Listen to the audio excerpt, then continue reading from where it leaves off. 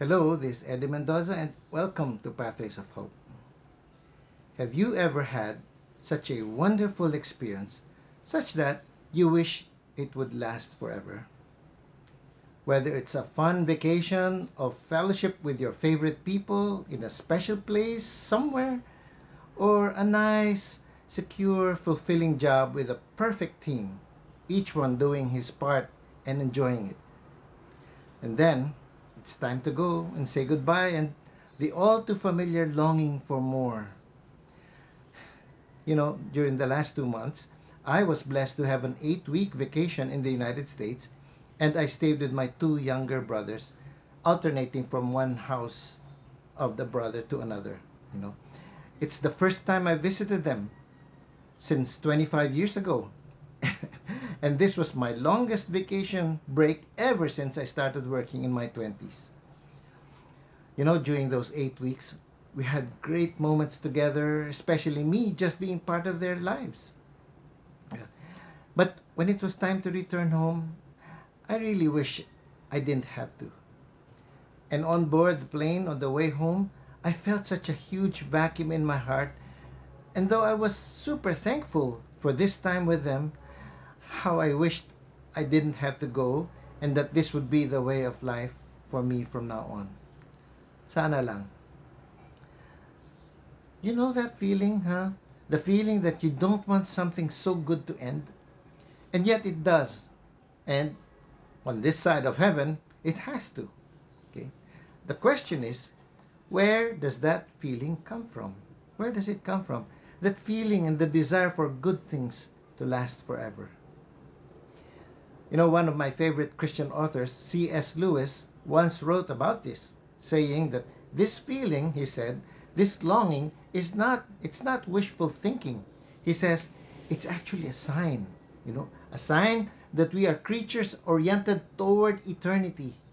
We are creatures oriented toward eternity. And the good things we experience now are previews, glimpses of what eternity and eternal life actually is. This feeling of, I never want this to end, is your soul recognizing our true home. Our true home.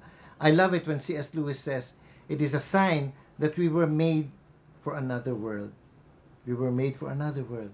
God created man to have that feeling, that infinite desire, which can never be met by anything in this world except by Him alone.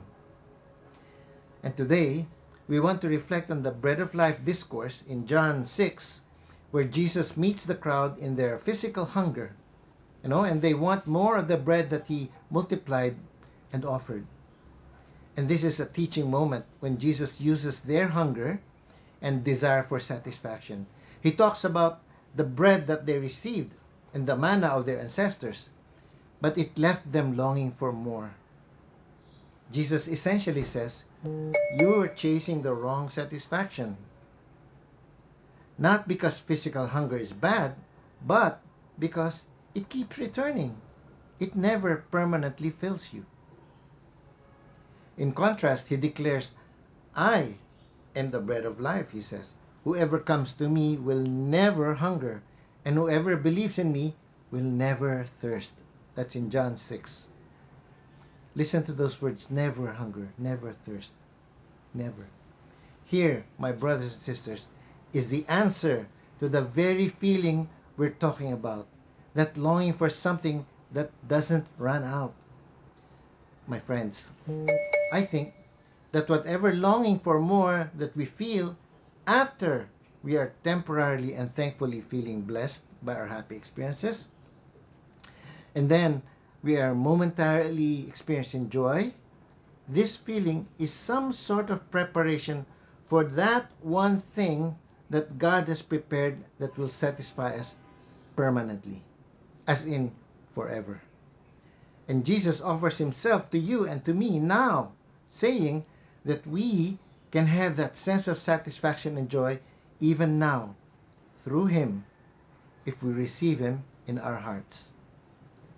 And though Jesus refers to eternal life, I think that eternal life is not something and tiring and exhausting endlessness, no, but rather it is the fullness of everything you've ever loved about being alive, without the loss, without the endings or the goodbyes. And we can experience that even today. Even today. You know, next time you have some joyful experience that you wish would never end, be thankful for the experience. And be thankful that God has placed this longing in your heart for more.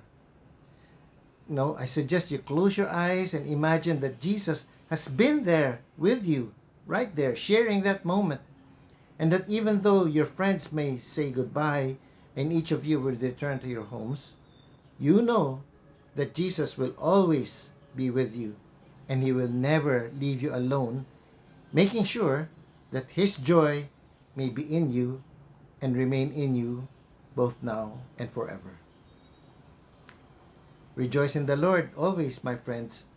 Rejoice in the Lord.